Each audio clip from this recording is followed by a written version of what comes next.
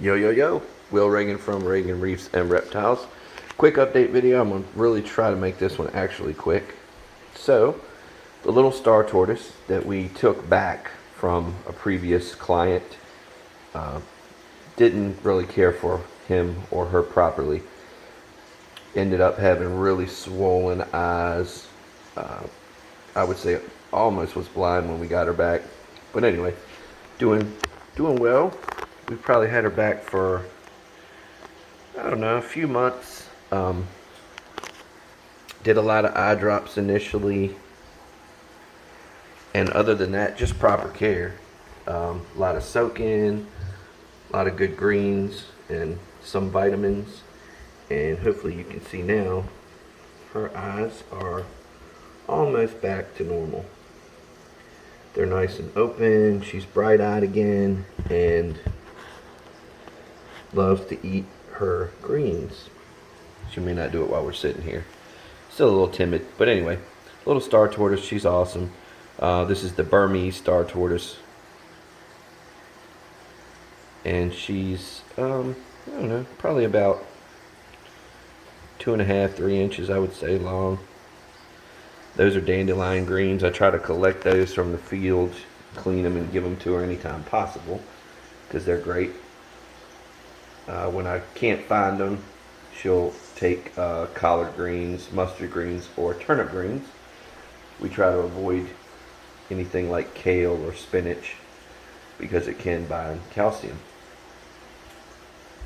So today's just going to be a turtle update video for all you turtle and tortoise lovers out there.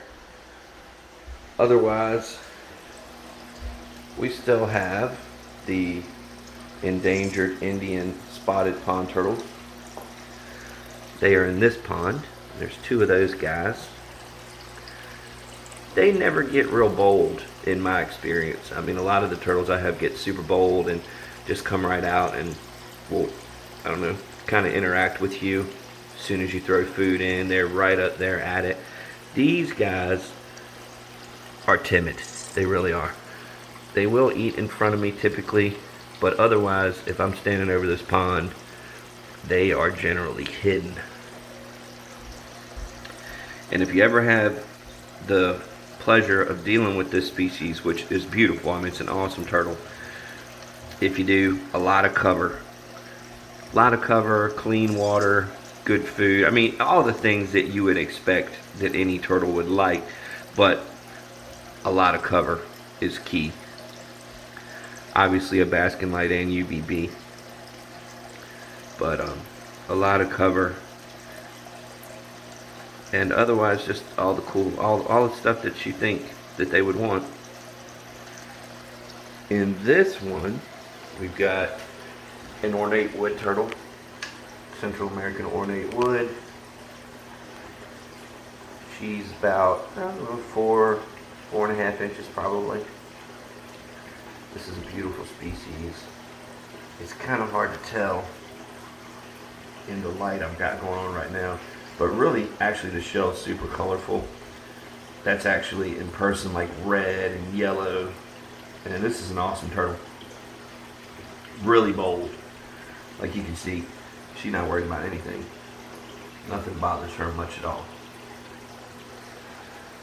Now, the most exciting thing that we got going right now, this is actually, this pond here is salt water.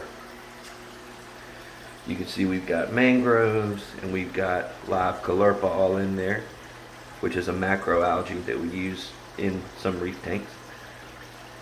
And there are 3 Talbot's damsels in there, but there are also two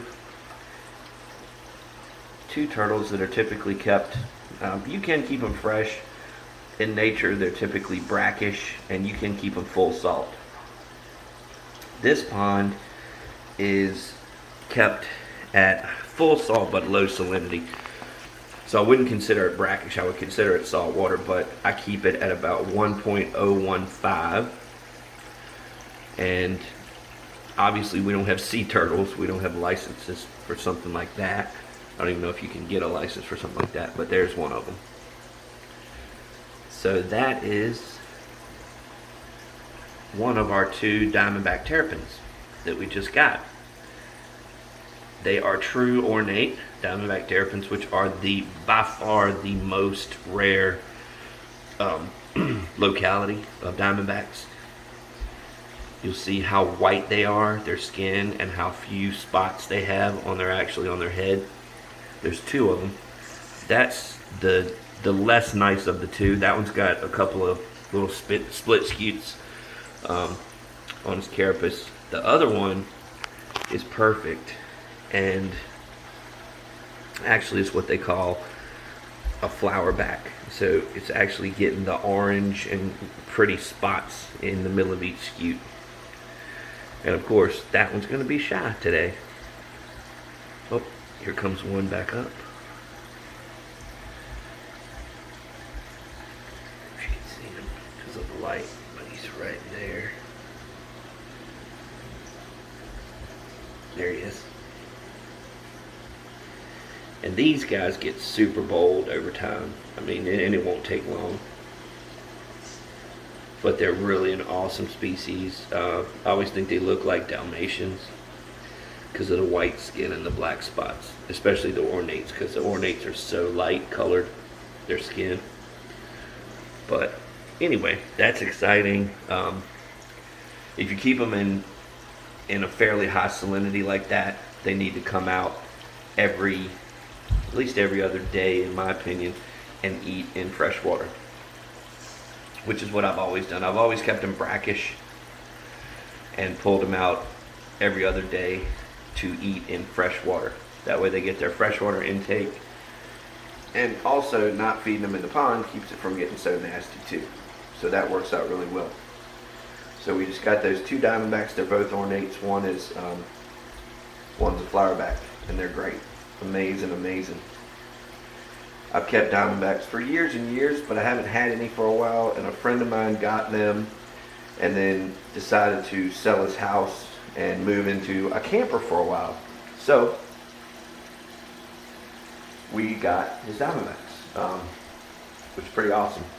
And we also got his dart frog enclosure, which is just a really pretty bioactive enclosure that he made, and it's full of bromeliads and all kinds of live plants, and he did a beautiful job with it. It's really pretty.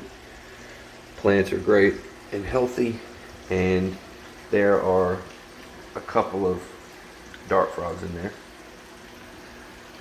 that really only come out when I put fruit flies in there for food. But anyway, that's cool.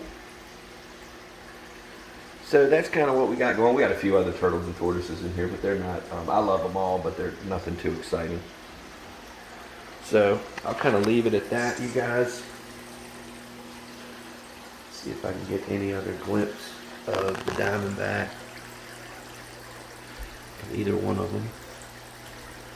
They're still getting used to the pond. He actually kept them in an aquarium, but a big aquarium, like 180 gallon. A 6 foot by 2 foot by about 2 foot tall, big tank, nice tank. It was beautiful. He keeps everything he has really nice. But they were used to being in an aquarium, and now they're getting back used to being in the pond. But again, a key to any kind of timid, even though these guys aren't going to stay timid, but a lot of cover is always great. So with this, we've got all the caulerpa, which gives them a lot of good cover. And here's one of them right here. I think it's going to come out. You can see him right there.